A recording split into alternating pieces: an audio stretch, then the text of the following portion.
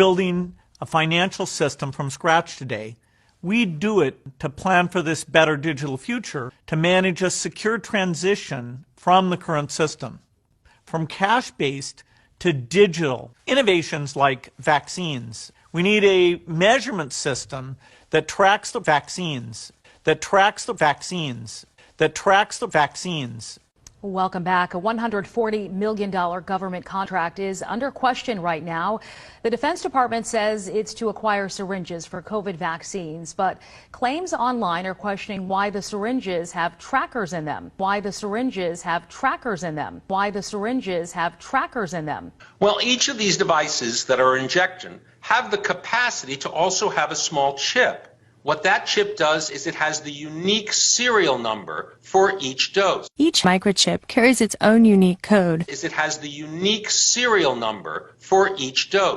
microchip carries its own unique code. It is designed so that there is no counterfeiting. Implanting a microchip is a simple procedure. The microchip, about the size of a tiny grain of rice, is implanted under the loose skin. The process takes only a few seconds to help ensure that the microchip will stay in place so it can easily be located and read. It will use a microchip scanner to read his unique microchip ID code. The scanner, which emits a low radio frequency, displays a microchip ID. This ID code will enable us to identify you. We talked about the incredible opportunities that technology gives us in the future to create the world that we want, I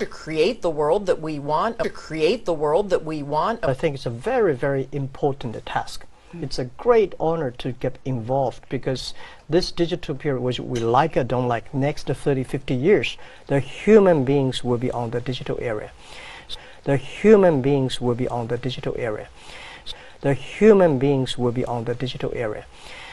So digital gives people power, and those were some of the things that we were excited about, is that inclusion of digital. That made us excited as a panel.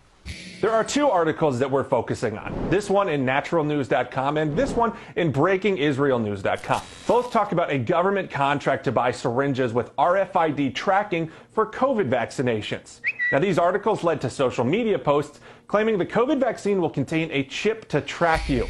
Only we know instantaneously where and when that dose has been used. The microchip is safe in humans. I'm very concerned about this. I don't know if I'm ready for this yet. Jamel Golden says even if she could, she would not put a tiny microchip into her son Leo's arm to track him. It's kind of a scary thought to me, really. Scary, she says, because it's so new. It's sort of a human barcode. The scanners are put up at airports and bus stations, so if a chipped child is there, police know. But the practice of implanting chips in people is also on the rise. Those who embrace the idea say they see it as a way to take back control.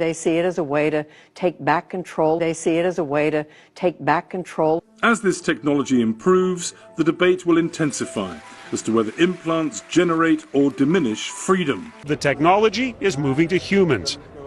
A tech startup called Dangerous Things has sold tens of thousands of implant kits for humans, some to tech companies in Europe. Showblood even organizes implant parties where people can bond over getting chipped together. The Defense Department says it's to acquire syringes for COVID vaccines, but claims online are questioning why the syringes have trackers in them.